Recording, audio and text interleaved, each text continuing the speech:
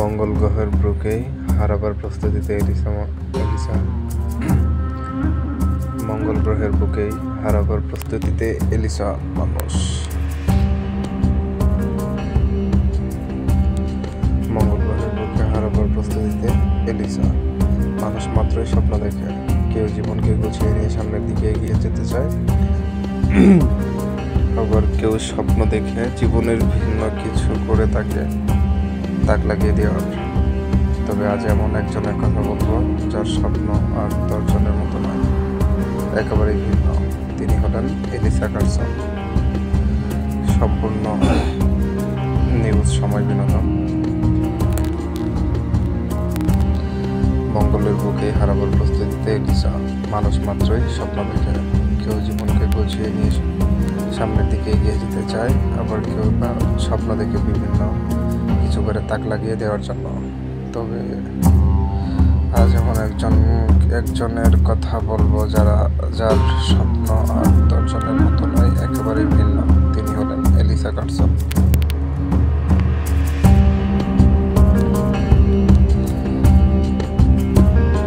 20 বছর বয়সে তিনি নিজেকে তৈরি করেছেন পৃথিবীর অনেক মহাবিশ্ব হারিয়ে ফেলার জন্য। কবি সুকান্ত চেয়েছিলেন পৃথিবীর বুকে 18 আসন নেবেন, কিন্তু এলিসা কার্সন পৃথিবীর বুকে যে হারিয়ে যেতে চায় 18 বছর বয়সে পৃথিবীতে নেমে আসা নয়, মঙ্গল গ্রহের বুকে হারাবার সিদ্ধান্ত নিয়েছেন এলিসা। যদিও মঙ্গলের পথে একমুখী যাত্রা এখনো শুরু হবে না। এই না ফেরার যাত্রা কিংবা নতুন গ্রহে পদার্পণ 2033 সালে, তখন তার বয়স হবে 32 বছর। তবে এই জন্য তাকে নিতে হয়েছে বেশ কিছু কঠিন সিদ্ধান্ত। নাসার মঙ্গলের অভিযানে যাওয়ার পর পৃথিবীতে আর ফেরা হবে কিনা কেউই বলতে পারে না। তার আর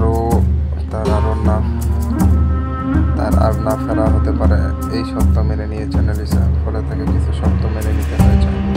নাসার সাথে সে এক নিষেধাজ্ঞা প্রতিজ্ঞাবদ্ধ হয়েছে।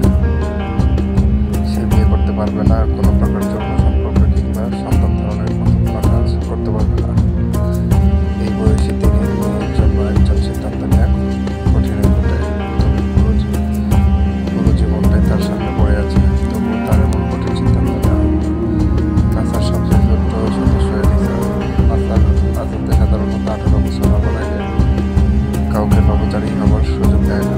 তবে এলিসা নাসার এই যাত্রা শুরুটাও কিন্তু অন্যরকম। এলিসার বয়স যখন 9, তখন নাসার এক মহাকাশচারী দেখা হয়েছিল। তাকে জানিয়েছিল ছোটবেলা থেকে তিনি মহাকাশে যাওয়ার স্বপ্ন দেখতে শুরু করেন। এই কথা ছোট্ট এলিসার চোখে মুখে যেন স্বপ্ন আলো গাঢ় করেছিল।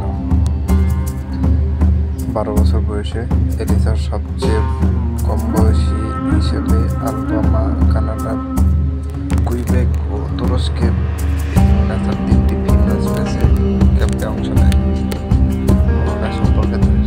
মহাকাশ সম্পর্কে তার অগাধ কৌতূহলের জন্ম হয়। মহাকাশচারী না একটা জীবনের লক্ষ্য করে চিন্তা শিখেছে। এ কারণে হয়তো এই গ্রহের উপরে যে রহস্য, মঙ্গল জয়ের যে বাসনা, বিজ্ঞানীদের অনবরত যে চেষ্টা থাকে, সে নিজে ধরিয়ে নিয়েছে। 3 বছর বয়সে তার ব্যাকয়ার্ড কার্টুন দেখে মহাকাশ সম্পর্কে যে আগ্রহের জন্ম হয়েছিল বেঁচে থাকে। এক যুগের কিছু সময় পর এলিসা সেই স্বপ্নের ভ্রমণে যাবে।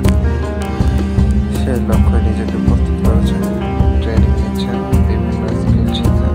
বর্তমান টিন এজ তরুণীরা যেখানে মগ্ন থাকেন সোশ্যাল মিডিয়া নিয়ে, সেখানে এলিসা স্বপ্ন দেখেন মঙ্গল জয়। অতি রোশনির ঝলক তাকে কখনোই টানতে পারেনি, বরং তিনি চলেছেন ভিন্ন এক স্বপ্ন নিয়ে।